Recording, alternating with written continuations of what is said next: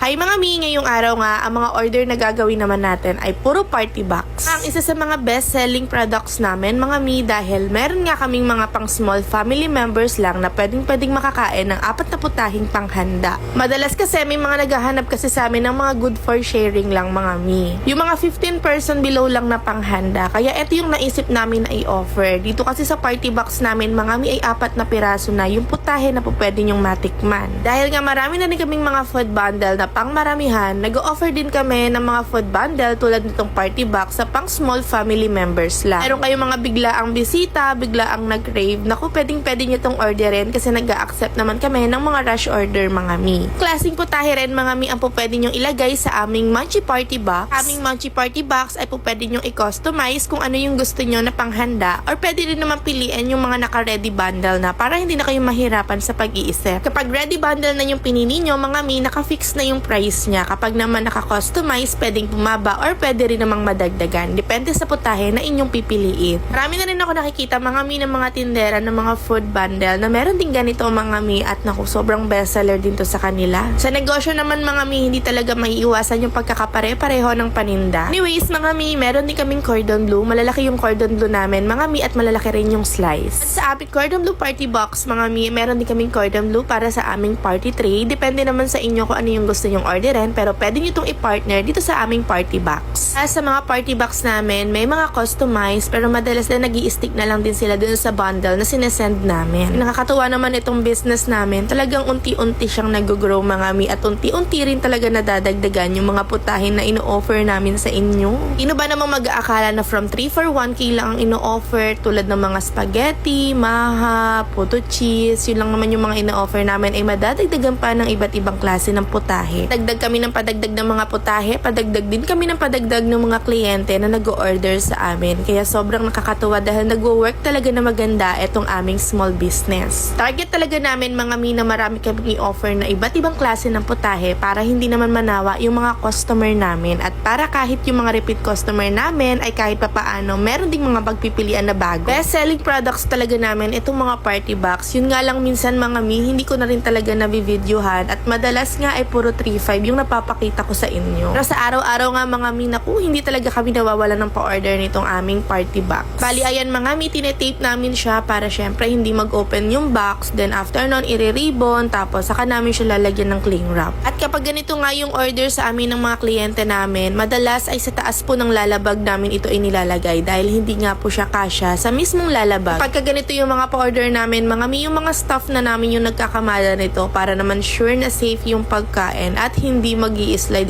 yung pinakaloob or magtatapon-tapon. Dami na naming ino-offer na produkto mga mi, pero hindi naman kami nalilito at kahit papaano ang gagaling din ng mga staff ko dahil nakukuha agad nila yung mga recipe na tinuturo ko sa kanila. Bilis nilang napipick up yung mga tinuturo kong recipe kaya naman mabilis din kaming nakakapag-offer o nakakapag-release ng bagong naming putahe. Lahat sila dito mga mi ay marurunong magluto. Pero meron ako isa dito mga mi na sa kanya ko muna ay didadaan yung mga recipe tapos siya na yung nagtuturo sa mga staff namin. Pang ilang box na ba ito mga mi? So ayan, 3 box ulit yung ipine-prepare namin ng party box at dito naman ay may 2 pirasong chicken na order. Bali itong last 3 party box na pine-prepare namin ngayong araw, isa lang ang may-ari nito. Dahil sabi ko nga sa inyo dito sa Mami Rose Kitchen, laging may bago, nag-release na kami ng Cajun Mixed Seafoods at saka etong aming no bake na tahong. Pero sa susunod yung i-offer namin is baked na. Ang ginawa naming seafoods mga mi ay mga pang personal consumption lang po namin. Bali nag-try muna kami ng recipe bago namin i-offer sa inyo at kung pumasa man yung lasa saka namin i-offer. Torch nga muna yung ginamit namin mga mi pero sa susunod ay i-bake na namin ito sa oven.